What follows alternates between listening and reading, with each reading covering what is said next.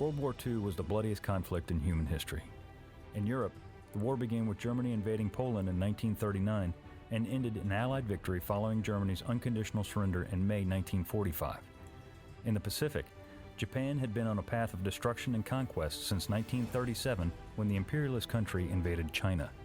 On December 7, 1941, Japan attacked the United States Pacific Fleet at Pearl Harbor and then proceeded to go on a stunning 6-month run of triumphs across Asia and the Pacific. From Wake Island in the Philippines to Shanghai and Singapore, at its peak in May 1942, Imperial Japan occupied 5 times the amount of territory as that of Nazi Germany. However, her dominance in the broad Pacific would not last. Beginning in June 1942 with the Battle of Midway, and again from August through December 1942 in and around Guadalcanal, Imperial Japan suffered defeat after defeat in battles of attrition, ending what was initially her most triumphant year on the defensive and in a position from which it would never recover. Starting in 1943, the United States embarked upon a campaign that either conquered or cut off Japan's far-flung Pacific outposts. Horrific and bloody battles fought by the Marine Corps and Army at places like Tarawa, Saipan, Guam, and Peleliu were all harbingers of the dramatic and titanic struggles that would take place during the liberation of the Philippines, Iwo Jima, and finally Okinawa. The United States Navy would rise like a phoenix from the ashes of Pearl Harbor in 1941 to become the most powerful naval force ever put to sea by 1945, utterly destroying Japan's once mighty navy at Midway, Guadalcanal, Philippine Sea, and Leyte Gulf, ensuring American dominance of the largest ocean on Earth for the next 75 years. The combined force of arms utilized by the United States to defeat Japan was the largest and most powerful force ever fielded to defeat any nation before or since, and it was needed. Japan was a cunning and fearsome enemy, brave to a fanatical level, refusing to surrender an inch of ground throughout the war at every turn and in every field of battle, air, land, or sea. As the United States and her allies made their way across the Pacific, with their ultimate goal being Japan itself, the war only got darker and more violent. Beginning in the Philippines, the Japanese introduced the kamikaze into American lexicon, with thousands of suicide raids being conducted against Allied ships, inflicting tens of thousands of Allied casualties until the very last months of the war. The fighting on Okinawa specifically provided American planners with a crystal ball to look into when planning the eventual invasion of the Japanese home islands. Mass civilian casualties and stubborn, suicidal, and fanatical military resistance to the last man all provided premonitions into the future of the war should the United States have to invade. As a partial result of the bloodbath on Okinawa, the United States government chose to utilize a weapon that would ultimately end the war with Japan, the atomic bomb. In 2 violent nuclear blasts, the war that had claimed millions of lives was suddenly brought to a close.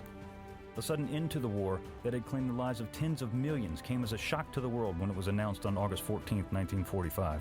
But it wasn't until September 2, 1945, with the formal surrender of the Japanese aboard the American battleship Missouri in Tokyo Bay, did the world breathe an enormous collective sigh of relief. Spontaneous celebrations broke out across the free world as a result of the war finally and truly being over. The Dark War years gave birth to a new, optimistic future as the world looked hopefully towards an existence without world wars and massive human suffering. The United States emerged from World War II as a superpower, a leader in world affairs, and a symbol of hope and freedom for a world long beaten down by many years of war.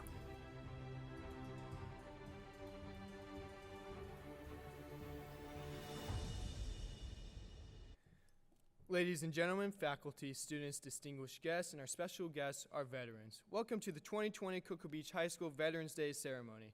I am Cadet Lieutenant Colonel Nicholas Lanza, the Minuteman Corps of Cadets Battalion Commander. It is a distinct privilege for the JROTC Battalion, the Corps of Cadets, and our JROTC staff and leaders to present this program to you today. At this time, I would like to introduce the principal of Cocoa Beach High School, Dr. Mark Rendell.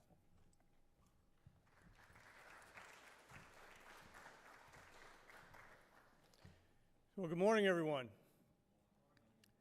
We are here today to recognize and honor those who have raised their right hand and sworn an oath to defend our country. We live in the greatest country in the world. We have freedoms like no others, but we have those freedoms because people are willing to protect them. Freedom isn't free. So today in this ceremony, we're going to honor those who have made that pledge, that oath, to even lay down their life if necessary to protect our country. And I really want to say thank you to the Corps of Cadets, and the staff members who have worked so hard to put this program together. And what you're going to see isn't something that happens overnight. This is a great program, a great tribute to all those who have served or are serving. And to those that have served and are serving, thank you for your service. And without further delay, I'm going to turn it back over to the cadets. We can get on with the program. Thank you.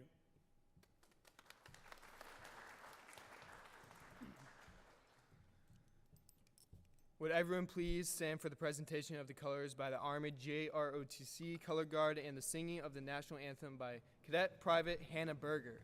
Today's Color Guard members are led by the Color Guard Commander, Staff Sergeant Ricardo de la Cruz, with Color Guard members Cadet Second Lieutenant Lily Nemschik, Sergeant Kaylin Staddy, and Corporal Ali Lane. You will be asked to remain standing while our cadets recite the Cadet Creed, led by the 2020 Cadet of the Year. Cadet Sergeant Caitlin Staddy, please stand at this time.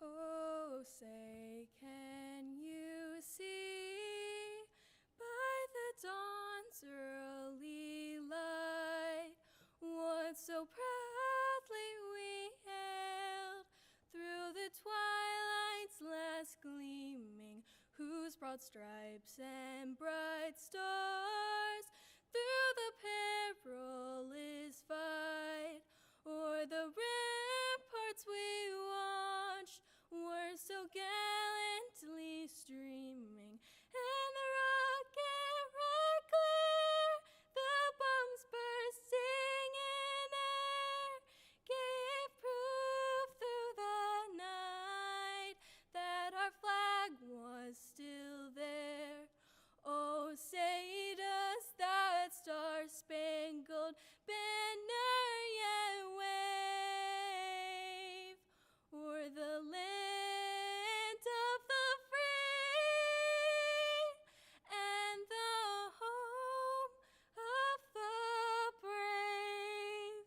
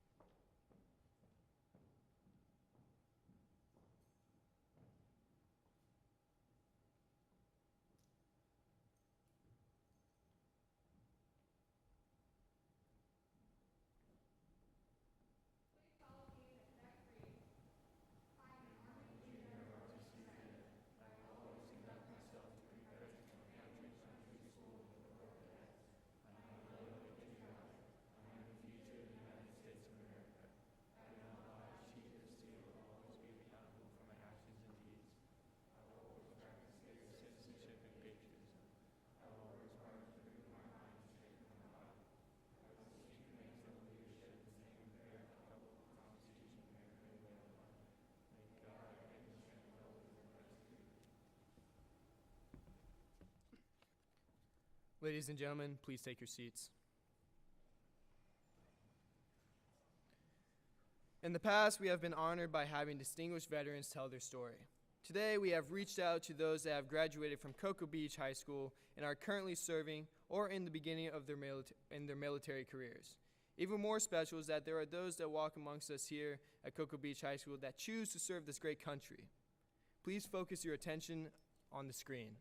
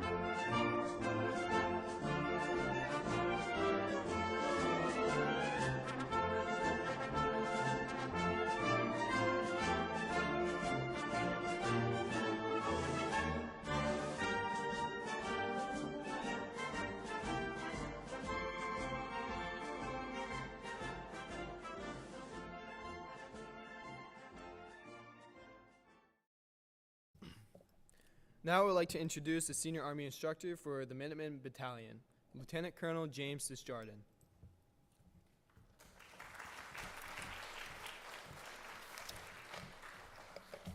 Good morning. First off, I want to thank Caden Yoon and Kyle Calloway for putting that video together. That's not an easy thing to do, and so I want to thank them for that. Students, faculty, distinguished visitors, I am honored to welcome you to this year's Cocoa Beach High School Salute to our nation's veterans. We would also like to thank our invited guests for taking time from their busy schedule to be with us on this special day. And a special thanks to our veterans who are here. It is truly the privilege of our faculty, staff, students, our JRTC cadets, and the technical expertise of our performing arts team led by manager Mr. Joseph Lark Riley to present this program to you today. Today is a day to celebrate and honor our American veterans, those that have served their countries in both times of war and peace.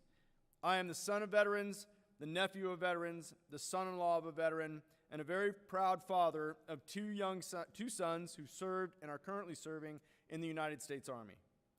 I knew from a very early age that I was to be a soldier, and I'm extremely proud of my service and those that I've had the privilege to serve with. Today we pay a special tribute to our World War II veterans and recognize the 75th anniversary of the end of World War II, the toughest conflict our nation's veterans have been a part of. These young men and women stood tall in the face of adversity, and they stood for each and every one of us so that we can live a life of freedom, and we owe them our gratitude and our respect. Many Americans mistakenly believe that Veterans Day is a day to set aside to honor American military personnel who have died in battle or a result of their wounds sustained from combat. However, that's not quite true. Those veterans we honor on Memorial Day. Veterans Day, on the other hand, honors all American veterans, both living and dead. In fact, Veterans Day is intended to thank living veterans for their dedicated and loyal service to our country. Our veterans understand, and those that currently are serving understand the meaning of the words duty, honor, courage, selfless service, integrity, and respect. On the 11th of November, the American people pause to recognize our veterans who served across the years. We also offer special thanks to those who still walk among us. Approximately 22 million of our fellow citizens carry the title of Marine, Soldier, Airman, Sailor, Coast Guardsman, National Guardsman, and Reservist. And now they carry the title of Veteran. We know them as our neighbors, friends, colleagues, and family members, and they make us proud to be Americans. In the past, we've had veterans in our audience who served during times when our free world was at grave risk. Men and women of the greatest generation stepped up to fight for our freedom. Throughout the Pacific and in the European theaters, our greatest generation showed why they earned that title. This greatest generation is credited with liberating millions of people who were living under tyranny. They fought to preserve our way of life and to instill in future generations the ideals of freedom, patriotism, and perseverance. This war did not end the need for America to protect and defend their allies. Once again, our greatest generation answered the call to fight on the Korean Peninsula. From mountaintops and ridgelines, our forces fought to prevent the spread of communism. And although this conflict has been called the Forgotten War, those that served are never truly forgotten. A decade later, during trying times, young men and women took on one of the greatest challenges that our armed forces have ever been faced with. Fighting in a far-off place, in a war that was by no means popular on the home front, this war took place in a country called Vietnam. And this war produced a generation of warrior veterans who understand the price of war, and more importantly, the price of freedom. And for this, we are forever grateful. September the 11th, 2001 changed the world in which we live. When our homeland was attacked, once again, young men and women answered the call to serve and deploy to far-off places to defend our freedoms that we all enjoy as Americans. Today, our current warriors defend our way of life by deploying throughout the world, taking the fight to those that wish us harm because of who we are and what we stand for. Whenever and wherever this service took place, our veterans have earned the nation's respect from the day they first put on their uniforms until today. Our nation's veterans share core values. Our veterans took an oath to serve a cause greater than self-interest. They live by a code and dedicate themselves to the highest standards of discipline and loyalty, diligence and faithfulness to duty. You know them. They are our grandmothers, fathers, mothers, sisters, brothers, cousins, and in some cases, our very own sons and daughters. And thanks to their service, the people of this great nation have lived in freedom for 244 years.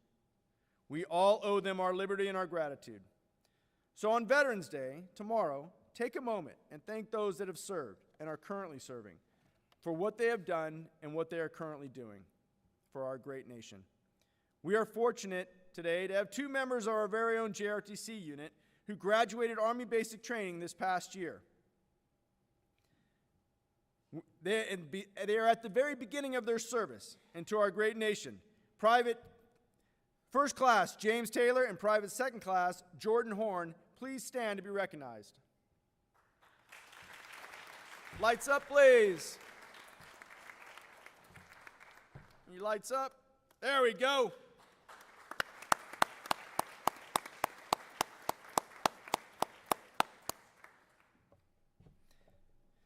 It is my distinct pleasure this year to once again pay a special tribute to all of our students who are what we fondly call dependents. These are students who have grown up in a military family, who have a parent who is currently serving or has served in the past. These students truly understand the hardships that go along with being a military dependent, the multiple moves, the different schools, and the making of new friends. We would like to honor them by having Cadet Ricardo de la Cruz, who himself is a military dependent. His parents all served in the United States Air Force. He will read the poem, Military Child, by Laura C. Marin.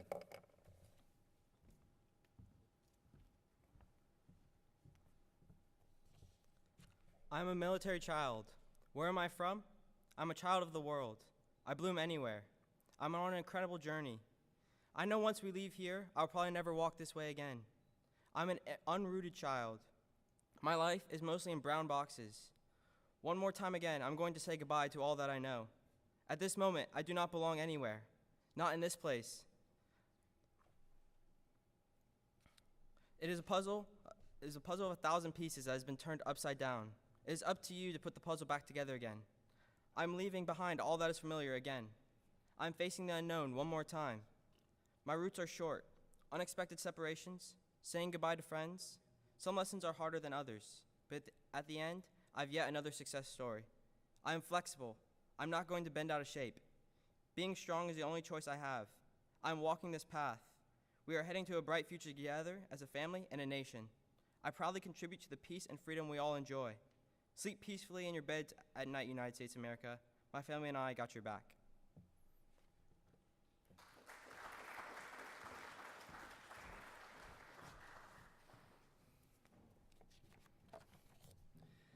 It is my distinct pleasure to introduce today's guest speaker, retired Colonel Steve Bond. Colonel Bond is a 29-year veteran of the United States Army. He was initially commissioned as a second lieutenant through the ROTC program. He joined the Army for adventure and travel around the world, and he accomplished that goal. Over his military career, Colonel Bond led and commanded units from the junior lieutenant level as an airborne infantry platoon leader with 40 soldiers assigned to the colonel level, leading over 450 plus assigned soldiers. He also served in key staff positions in airborne, infantry, military intelligence, special operations, and joint commands. Colonel Bond is a veteran of combat operations in Panama and Saudi Arabia, as well as humanitarian peacekeeping operations in St. Croix and Haiti. He was assigned to posts across the United States, in Italy, Germany, and Japan. He is a military jump master parachutist and is Ranger qualified. After Colonel Bond retired from the Army, he worked for Northrop Grumman Corporation as a director of business development in Melbourne, Florida.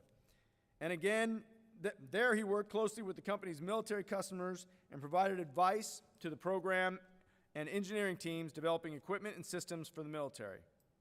From February 2008 to March 2009, Colonel Bond served in a government senior executive service flag officer position as the director of the Intelligence Transition Team and senior U.S.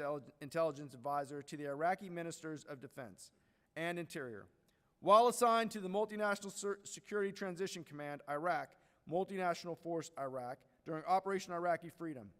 In this position, he led a 130-member team of U.S. soldiers, sailors, airmen, government and contract civilians, and worked with the national intelligence agencies and key coalition partners to advise and assist Iraqi intelligence organizations in order to improve their performance and capabilities and expedite the departure of U.S. forces from Iraq.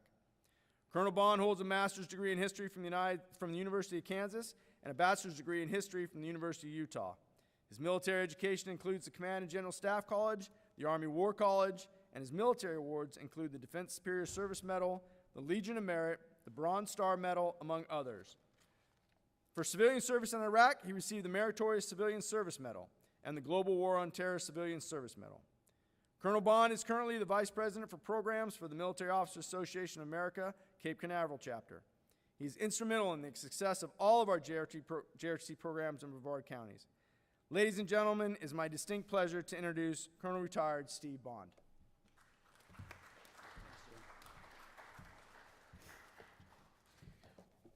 Well, hey, what an honor, and I can't see anybody out there. Dr. Rendell, Lieutenant Colonel Desjardins, thank you for inviting me here today. And before I launch into this, I've just got one question. Are there any Minutemen out there? Whoa, sounds pretty weak. Are there any Minutemen out there? Where's your beach pride? Okay, that's better. I was just checking to make sure everybody was still awake. Hey, it's great to see the Junior ROTC here today, and to be with all of you as you remember our country's veterans and be part of this Veterans Day ceremony. What I'd like to do here today is just take a few minutes and remind all of you why our country observes Veterans Day. I remember so very long ago, when I was a high school student, way back then, we too had people come into our school and talk to us about the military and veterans. And, you know,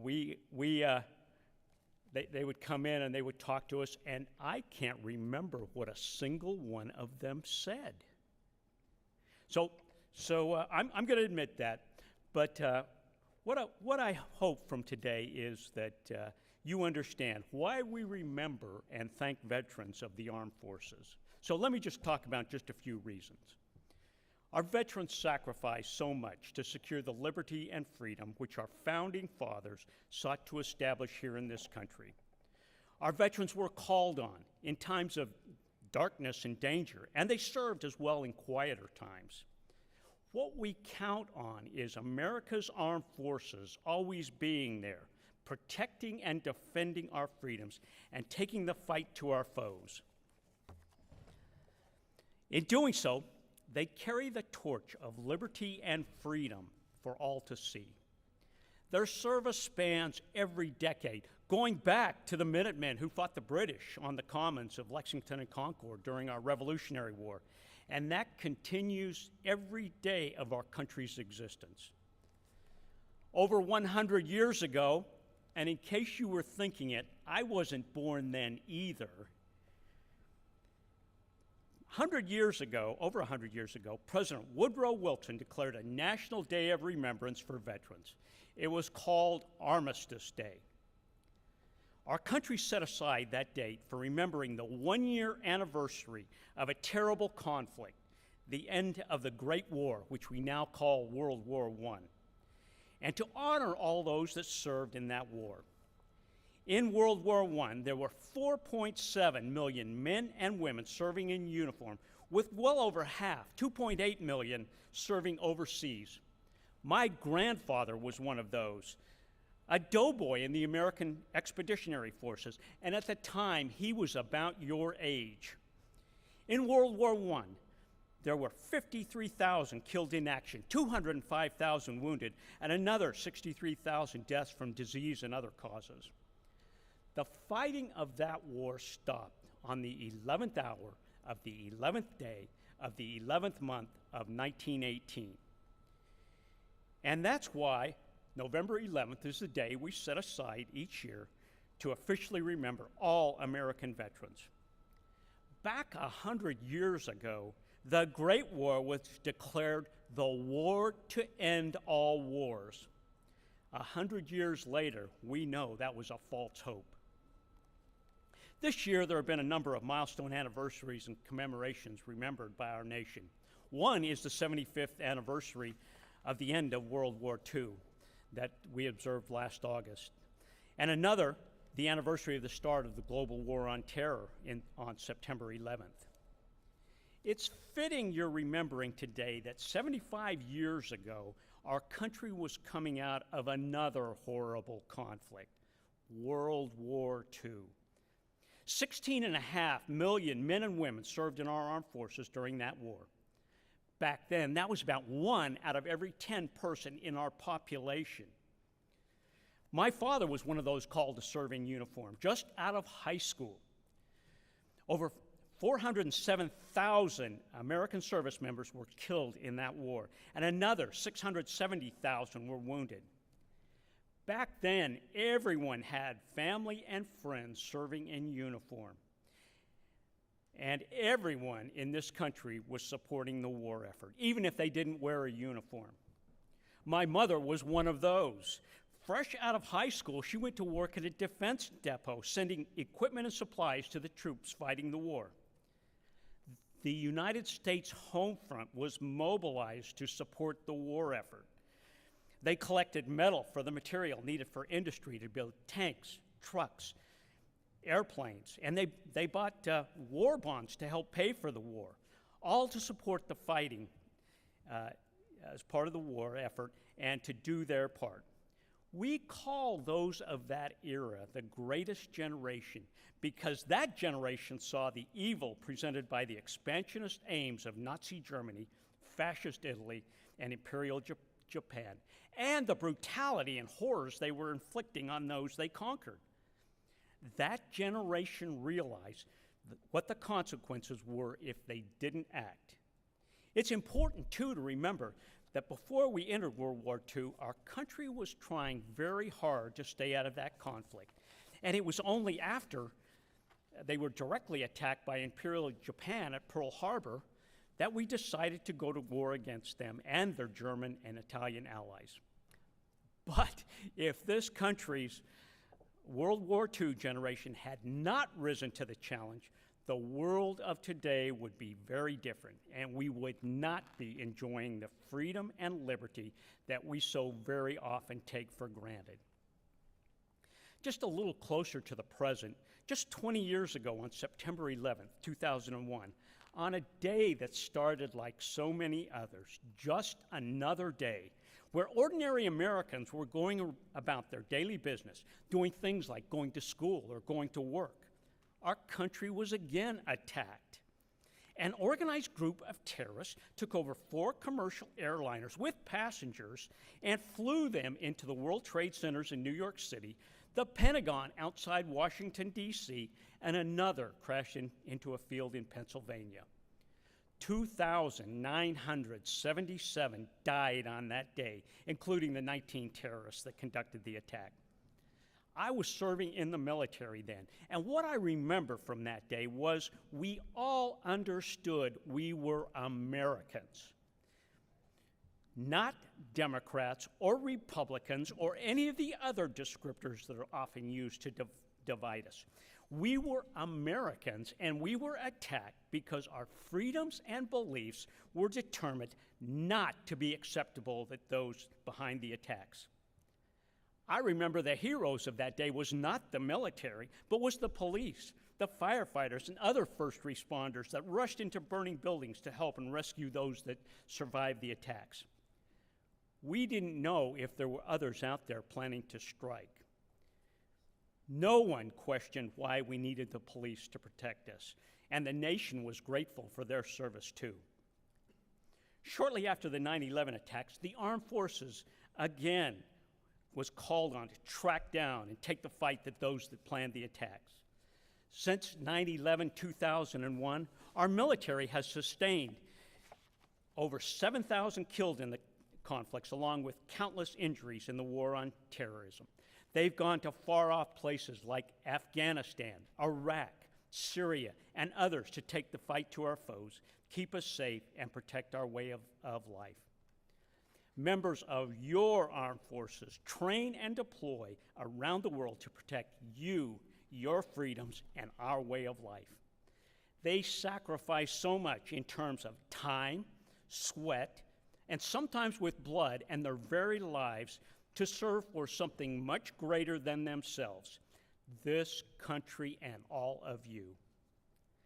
Today, 20 million military veterans walk among us. On Veterans Day, our nation salutes them. Every year, on the 11th of November, we pause and remember the men and women of our armed forces that serve and have served so we can all join the freedom and liberty we have by living in this great country. So here's what I want you to remember from today. The freedom we enjoy isn't free. It's something that was fought for and earned by our veterans that keeps those that would do us harm at bay. On battlefields like Lexington and Concord, Gettysburg, Normandy, Iwo Jima, in wars and conflicts like Korea and Vietnam, and so many others up to the present. That's why we observe Veterans Day and why we thank veterans for their service. Thank you again for inviting me here today, and if I could, would all the veterans in the audience please stand up and let's give them a round of applause.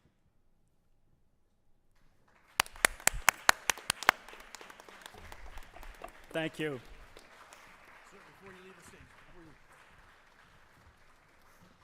Sir, we just have a small token that we'd like to present to you. This just says, thank you for your untiring support. Your dedication to the development of tomorrow's leaders is unmatched. Cocoa Beach Junior Senior High School Veterans Day 2020. I'm going to let my battalion commander hand that to you. Thank you very much. I appreciate that. Well, thank you again, sir. Thank you. Awesome.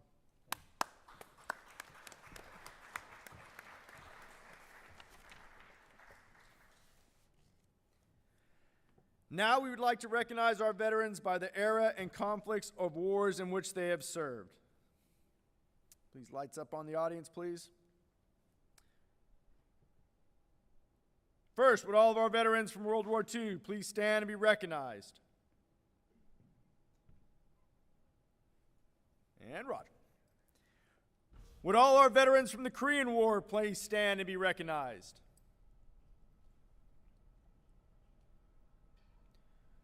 Would all our veterans of the Vietnam War please stand and be recognized?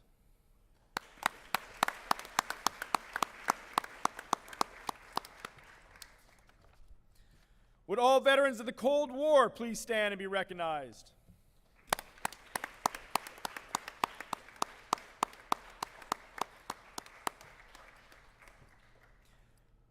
Would all veterans of Desert Storm in Panama please stand and be recognized?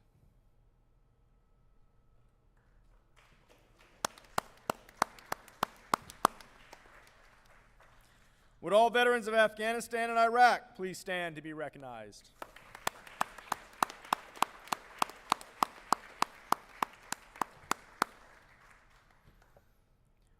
Would all Cocoa Beach Junior Senior High School faculty or staff who are veterans please stand at this time so that we can honor you?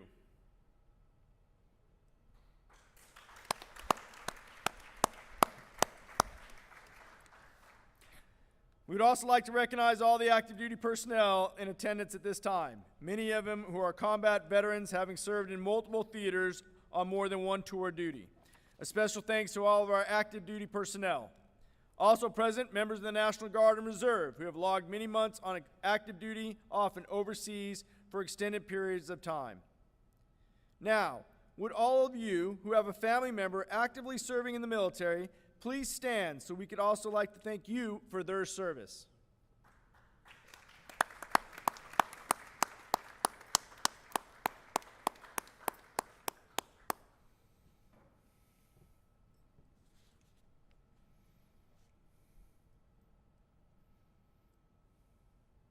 Now we'd like to salute our armed forces. If you or any close relative has served in the Coast Guard, Air Force, Navy, Marines, or Army, please stand when that service anthem for that branch of service is played. The first service recognized is the Coast Guard with Semper Paratus. Petty Officer Beer represents our United States Coast Guard from the Cape Canaveral Air Station, and the Coast Guard flag is presented by Cadet Izzy Aruso.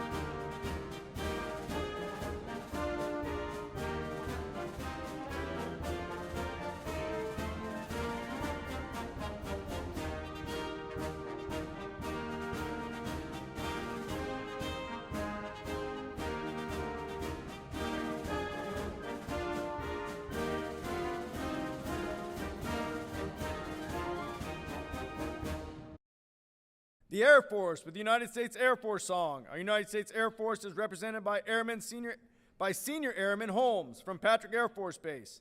The Air Force flag is presented by Cadet Derek Foster.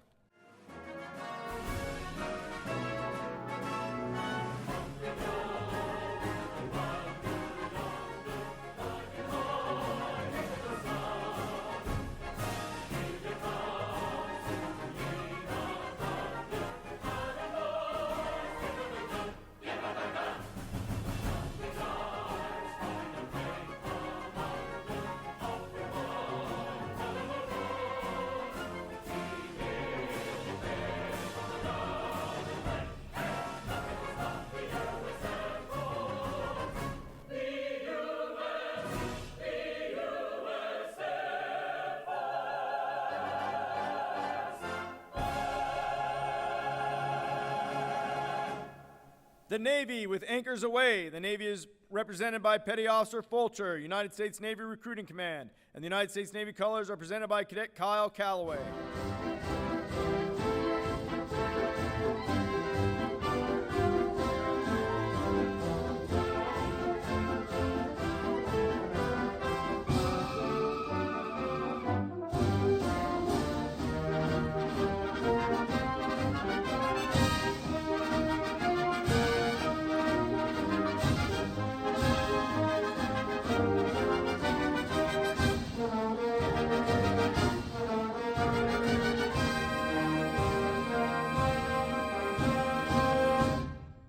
Next, the Marines with the Marine Corps hymn. Our United States Marine Corps is represented by Sergeant Sias Navarro from the United States Marine Corps Recruiting Command. The Marine Corps flag is presented by Cadet Jenna Kolyakova.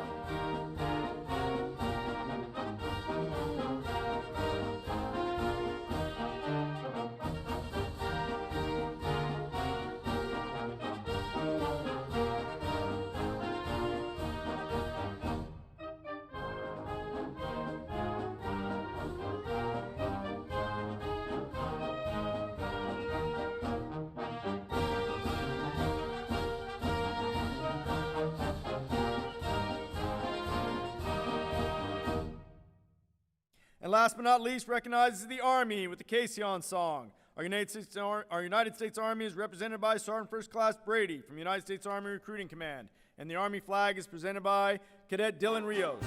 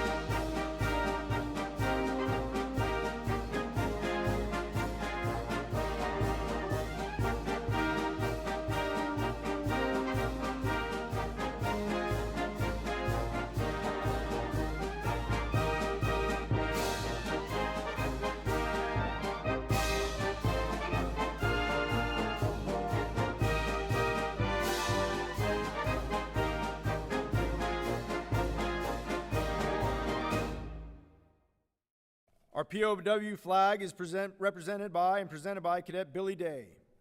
Our Cocoa Beach colors are presented by Cadets Liz Penn, Logan Powers, Robert Bertruzzi, and Cadet Gianna Perez Ortiz. And our nation's colors are presented by our very own JROTC Color Guard. Thank you to all of you who stood to be recognized for each of our great branches of the armed forces. Now I'd like to share with you a very special recognition that military organizations partake in, especially during formal dinners. It is called the Missing Man Table, and it is represented by the table located to my front. I would like again to dedicate this year's Missing Man Table to the 4 Cocoa Beach High School graduates who gave the ultimate sacrifice while serving our country. They are memorialized on our campus with their headstones resting by our very own flag on the north end of the football field. They are Army Private First Class Richmond Lucy, who perished in the Republic of Vietnam on May 29, 1967. Chief Warrant Officer Billy Dean Pettings of the United States Army, who perished in the Republic of Vietnam on the 15th of June, 1971. Major Alfred Lee Butler of the United States Marine Corps, who perished in Lebanon on February 8, 1984. And Lieutenant Mike Hardcastle of the United States Navy, who perished on the 30th of August, 1984, in an A-7 Corsair training accident. The profession of arms is filled with symbolism, and this table is our way of symbolizing the fact that members of our profession are missing from our midst. Most people call them prisoners of war or cite them as missing in action, but we call them comrades. They are unable to be with us here this morning, and so we remember them. The table is set up in a very specific meaning, with meaning in each detail. The table is round to show everlasting concern for the men still missing. The cloth is white to symbolize purity of the motives when answering the call to duty. There is a single red rose displayed in a vase to remind us of the life of each of the missing and their loved ones and friends who keep faith and wait for answers. A slice of lemon is placed on the bread plate to remind us of the bitter fate of those captured and missing in a foreign land. And there is also a pinch of salt on the table to symbolize the tears endured by those missing and their families who seek answers. A Bible is placed on the table to represent the strength gained through faith. The glass is inverted to symbolize their inability to share in this morning's ceremony. And lastly, the chair is left empty to symbolize those that are missing. Surrounding the missing man table are two cadets who represent the future of our military. Our military is made up of young men and women who strive to be leaders.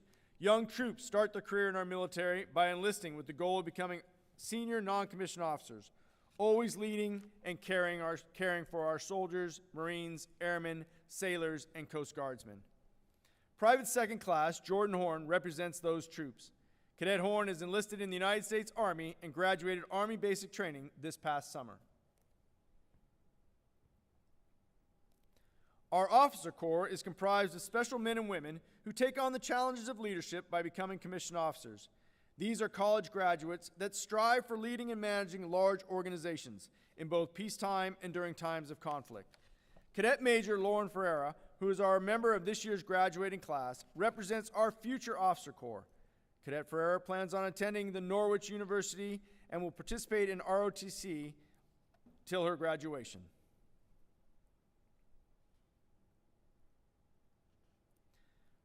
Please, at this time, let us all stand and pause for a moment of silence to honor all those veterans who cannot stand with us today. Following the moment of silence, taps will be performed by the Minutemen Trumpeters, Cadet Tyler Bazemore and Miss Yvonne Campbell.